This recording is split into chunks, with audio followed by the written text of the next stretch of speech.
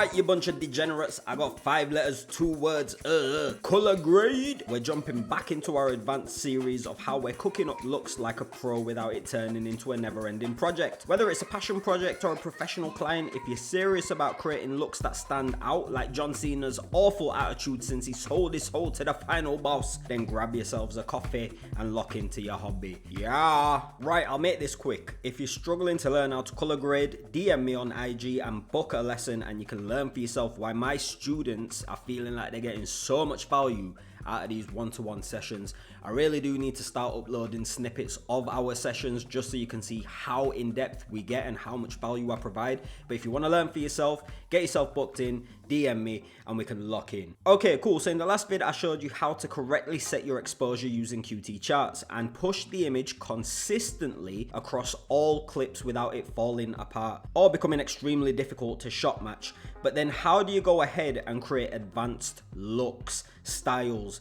vibes? So let me show you how a beginner would try to tackle an advanced film look first. So I'll show you the pro way first, which is this version, and then I'll show you how a beginner would tackle this. But we're gonna take direction from the actual brief, which was to create a bleach bypass look where we have more silverish highlights, quite punchy contrast, still dense color tones specifically within the fit, but the background is quite void of saturation. So I say this is how a beginner would tackle this, but really and truly, if you're a beginner, you're not gonna know how to create a bleach bypass look. You're gonna attempt to emulate certain areas within a look, but you're not really gonna know how to get there. Even this look here, which is my interpretation of a beginner methodology put into practice, is quite advanced, and it would take some know-how of how to get from A to B. So let me just break this down. If I just turn this off, the first thing that you're gonna do is probably create an IDT and an ODT just so you can get that Rec 709 conversion. You're gonna go in and balance your footage. Then you might start to play around with saturation, and if you're familiar with bleach bypass looks, they're actually quite void of saturation, so you're gonna have to pull some of that out of it. I've not gone as far as what I could do, but realistically you're probably gonna have to pull it back a bit more. Then you're gonna start doing some contrast work to actually create that depth in your image, because right now, even with this pushed contrast, and I'll just show you what's happening, it's quite flat and you're starting to create points within your S-curve that are going to break your image. But if you want to protect certain areas and you're a beginner, you're going to go in and create so many points and push and pull to the detriment of the image. From there, you'll create windows. You'll try to pull the subject out while separating him or her from the background itself, and then you'll probably start to deepen some of the qualities of this image, i.e. using the shadow wheels and trying to darken certain regions of this image. And this next step is probably where your process is going to fall apart, or you're going to find it immensely tricky to do this consistently across the board. But because I've been doing this for so many years now, I've been able to get there, even though it was quite tricky for someone like myself as well. So I'm going to activate this, and then I'm going to start activating certain nodes, and you can see that I've started to try and emulate what that bleach bypass vibe would look like, but it still lacks certain qualities. We're lacking density in the color tones such as the blue, the cyan, even in the skin tone. I've been able to inject a little bit more color in there by qualifying this and creating separation. If I try to transfer this over onto another clip, it's just not going to hold up. So you could go in there, you could qualify certain areas, try bring out certain tones. You might get some pushback because certain colors don't feel natural to the actual product, especially if it is a product focused project. You're going to get that pushback. If you're trying to create that devoid saturation in the background, what you'll attempt to do is go into your saturation slider and start pulling that saturation out. And again, this is just not going to hold up. It's not going to hold up when you try to transfer it over onto a different clip, because there'll be such minute differences in your clips that when it does transfer over, you're going to have to go back into the qualifier, and I'll show you how difficult it was to actually grab this qualifier. You can see it's not clean first and foremost. So if this doesn't translate well over onto the next clip, not only are you going to start to introduce noise, but you're also going to start to introduce artifacts and other gunky bits into your image, hence why it won't hold up. So I'm not just saying it for the sake of saying it, I'm showing you the real life example of it. Where I've been able to add saturation into the jacket, I've not really been able to emulate that density, even though I am pulling down certain values within this. I would have to do a lot more to take it from here to add that density back into the image. I was able to go ahead and use my skills at my skill level to then add more saturation into the skin, but just because it works on this doesn't necessarily mean it'll work on this. That's just method one, and if you're following so far, amazing. This is going to take you so many hours to get from your starting point, which is this, to this. The next method you might try, if you're slightly above intermediate, is actually creating that bleach bypass look, which you do within a layer mixer. So I've gone ahead and done my balance work before this, and then I've created a layer mixer so I can actually use the composite modes to create that bleach bypass look. And you can see that there's already certain issues that you're gonna have to tackle within this. We're losing a lot of detail in the face, a lot of the detail in the jacket, especially within the jeans, even in comparison to something like this, where this isn't a natural bleach bypass look. This is super stylized, but this is what bleach bypass would be. And in this, you're gonna have to draw back a lot of that saturation. You're gonna have to strip it all the way back for it to start getting close to what feels like that bleach bypass. But then you're gonna have the difficulty of reinserting saturation within specific areas of this image. So say for instance we're at this point, right? We've pulled out as much saturation as possible. We've done some contrast work up here as well. We've protected our middle gray. So if I go into here, this S curve is much smoother. However, because of the nature of this S curve, we're losing a lot of detail within the darkest regions of this image. So you might have to go back in here, lift up certain areas, pull back the top end, and then you might think, all right, well, I want to start doing some look design, but where do you actually go from here? So if I hover over this, you can see in the darkest regions, this is where the jacket lives. So I might go into my lift and I might start to bring in a little bit of color here, and then I'll take a look at the skin and see that it's starting to fall a little bit too blue. So then I'll go back into the opposite direction here, and then the highlights, I want to kind of neutralize them as well. So somewhere like that, and we're getting a little bit more out of it, but we're still not creating too much of a dynamic image. So you're gonna have to constantly go through here, battle, and figure out how to actually get it to the point where you need it to be. And then on top of all of that, because we're having to create a window to kind of emulate the nature of a spotlight, you'll have to go into your power window,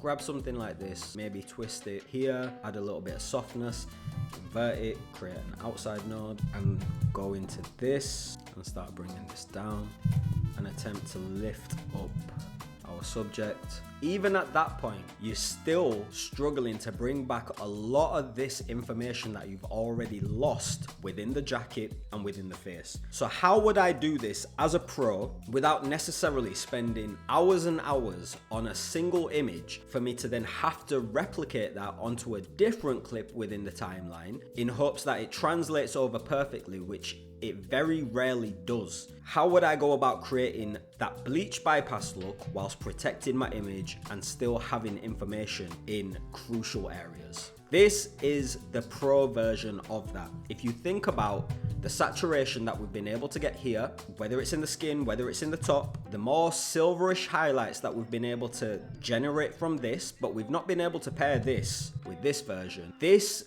encapsulates all of that within the click of a few buttons. So I'm going to show you what I'm doing. So first and foremost, let's just disable this. This is my starting point. Straight out of Rec 709, once I've balanced this image, even if I turn off the windows, that's my starting point. When I start to introduce the look DNA within this, just flicking on and off, I'm still protecting my background, leaving that void of saturation, but not to a degree where it feels unauthentic or unnatural. And look at how much juice I've got in the foreground. There's so much separation here from foreground and background that being able to do this the manual way is not possible. The darkest regions of this foreground are also protected. The skin tones are protected. The hues of the jacket protected. And then when I then go ahead and introduce the windows, everything just ties in together perfectly. So what am I doing? The first thing that I want to draw your attention to is something that I showed you in the last episode. It's the gradient chart. So up here, just taking a look at like this slither within this square, right? Forget this stuff on the outside. It's happening because I'm in a 4x3 space. But looking at this, before I do any of this, we're having a lot of infiltration within this color, right? And generally when we're creating that bleach bypass, it's this top end that we need to clean up to be able to emulate that bleach bypass. So I'm just gonna come off this, and you can see the difference. When I minimize this in comparison to when I enable this, it's cleaning up the background and the hues that fall within the backdrop, especially the highlights, but it's also protecting all of the juice that you need for your foreground, for your subject. project. So some of the things that are happening within here are, again, a lot of contrast work, whether it's the black points, the undertones, the mid-tone contrast, which is pushing a lot of that juice into this image. Then the highlights, I'm controlling them, whether I want to bring them up a touch or whether I want to just pull back and have even more control within that section. I can control my white points. There's so much I can do, but then I'm going into these granular elements where I've got certain RGB channels within the highlights, within the midsection, within the undertones, and I'm able to play around with it so I can push and pull as much as I want to, which is resulting in an image that looks like this in comparison to this, or in comparison to this, which this is infinitely better. And I'm just gonna let you into a secret. This translates over onto this. These versions do not translate over onto this. And I'll show you an example. I've gone in, done this manually. This is what I was able to get out of it when I create that actual bleach bypass look through the use of composite modes. This is me having to do it more manually. And each iteration, I am not protecting the darkest parts. I'm unable to push this image to get even more juice out of the fit and the skin tones. Even this bleach bypass is such a struggle to create separation from foreground to background. Whereas with this method, this is a simple solution to being able to create more density and separation and look design. Look at how I'm protecting the undertones. There's still information here, right? If I'm hovering over here, even at like the darkest regions, nothing is feeling absolutely crushed. Even taking a look at the bottom end of this image, it doesn't feel choked out. I can still raise this. I've got room to play with. When I start looking at the brighter regions, say for instance the cyan here, nothing is maxed out. I've still got so much scope to play around with this. Even the Supreme logo, it doesn't fall above the line of appropriate luminance. It's still pretty much contained. And this is the thing with the QT Look DNA. It's a tool that's designed to be able to help you protect your image and be able to create looks very quickly.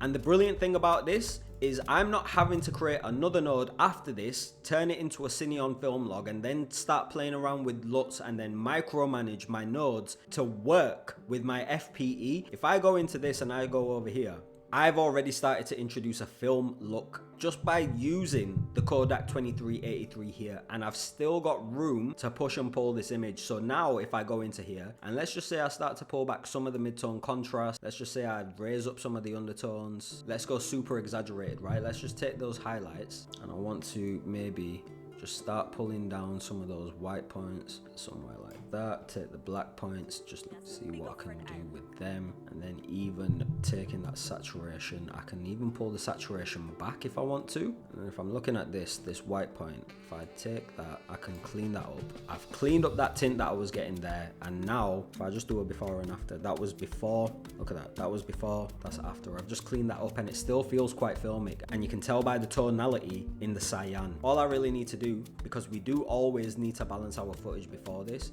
I just need to go into this and I'm still protecting the darkest regions of this. And because this is supposed to be quite stylized, I'm saving myself a whole bunch of time. And now I've emulated that spotlight behind him like the client requested. And look at how much color fidelity I've got here. If I pop into this, my little secret node, I'm able to push and pull the density of these tones and you're able to see the effects of it, specifically within the blue and the cyan. Don't necessarily need much saturation in the face. That's not what I'm worried about. That's a conscious choice. But if I wanted to, I could go in, identify where this lives, just use my qualifier, have a look, and you can see that it's in the midtones or the lowest part of the midtones. And I can go into my look DNA and push that into that. But because this is supposed to be a stylized look and the standout focus within this is his outfit, per his words, per the client's words, that's what I'm drawing out. But then I'm separating this from the background.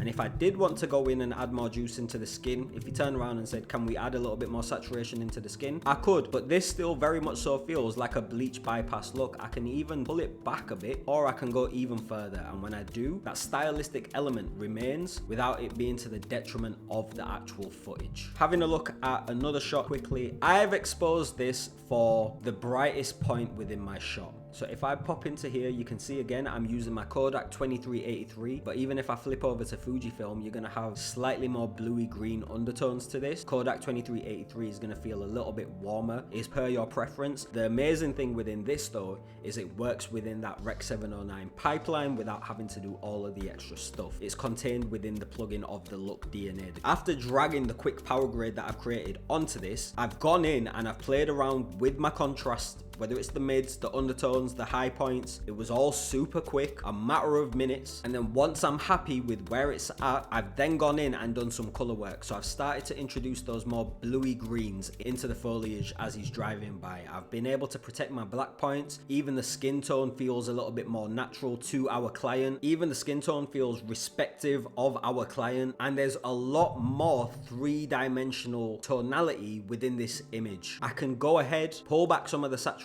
should I need to, if I want it to feel a little bit softer. And I've got so much scope, like look at how far back I can go and then start bringing it back in. If you want to do that, you can, and you can achieve a monochromatic look. And then I'm using that silverish contrast within my slider to introduce that bleach bypass look. So it all blends together as one ultimate vision, opposed to separate scenes that you're trying to mix together and somehow make them fit manually. So I've gone ahead and pulled forward a blank clip so I can show you how this works in real time. So if I go over onto my power grade and I grab something like this is just the starting point. There's actually nothing happening here. The only thing that's happening is my conversion from log to Rec 709. Once you've got your luminance set, you don't really have to worry about it again because your image is protected in regards to exposure. So now you can start building out that world with color. So I'm gonna play around with certain regions. I might take some of the undertones and I might start to introduce a little bit more green into the shadows.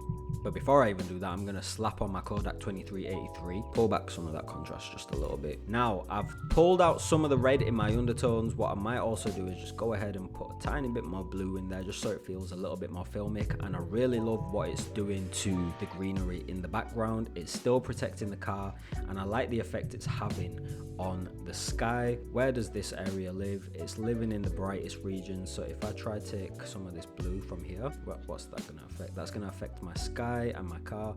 So I might leave that where it was. I might actually add a little bit more green into it just so it kind of creates that cyan, more blue hour feel. And then I'll come into my mid contrast and take the reds, start going in the opposite direction, take some of the greens out of it as well, just so I can start creating that split toning effect. And you can see the type of split tone that you're getting here, right? Nothing is super choked, nor is it breaking this image. It's actually creating a very stylized image. And I'm immediately starting to get more of a filmic look just by doing this. So now when I go into my silver contrast and I crank that up to say somewhere around about 1.3 and I take that blend, don't even really need to go too far with it. I can even pull back on some of that silver contrast and then play around with the blend, pull back on some of the saturation if I need to. Before, after, let me just take away them curves. Before, after, we're getting much more of a stylized filmic look with a lot more visual interest here within a matter of minutes. Like that probably took me maybe 2.5 minutes to do. If you want to be able to recreate those very interesting looks that are quite indicative of film and have a lot of personality, this is how you're going to do it, and this is how I am doing it. What I might do is just introduce some saturation back into this. So now, even if I want to, so if I'm looking at this and I'm thinking, right, well, the temperature here still feels maybe slightly warmer than what I would like. And remember, this is probably under some street lights here in the UK. I can go into this temp and tin and operate this as if it was affecting the Kelvin in camera. So if I start going backwards, probably take a little bit of time. Just grab that slider. The result of this is very natural and it works exactly like it would in camera. I'm not being super precise about the actual Kelvin, but if I just grab the slider and attempt to manipulate this quite aggressively, you can see that this image is not breaking, and then I can start to introduce a slightly greener tint to it. Now let me show you the before and after. Before, after. Let me go full screen. Before, after. Look at how much more interesting this feels as a shot in comparison to where we were at before. We've added so much personality into the shadows. We've added such depth into the sky and even into the foliage in the background. Even taking that crusty tint that comes with those dirty street lights and twisting it to a point where it feels more filmic. The only thing left to add on to this for me is grain. Or if I did want to go even further, I could go back into this and again just play around with the luminance, take down some of the darkest regions just to make it feel a little bit darker as a shot, and my image is still very much so protected. The skin tones all feel healthy, and this is such a nicer shot to look at in comparison to this. And that's the power of QT Look DNA. So again, if you want to know how I'm creating these advanced looks, this is how I'm doing it. Like, this is how I'm doing it.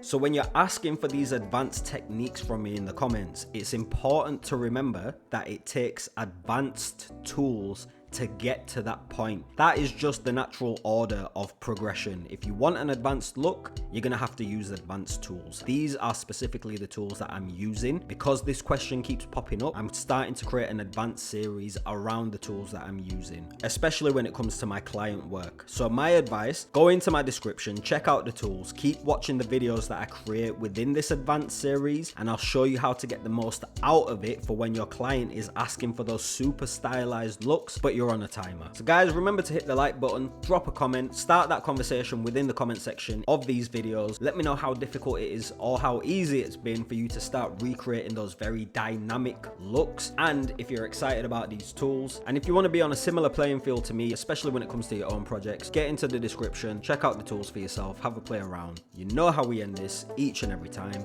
All right, cool. Chef Odd. Peace.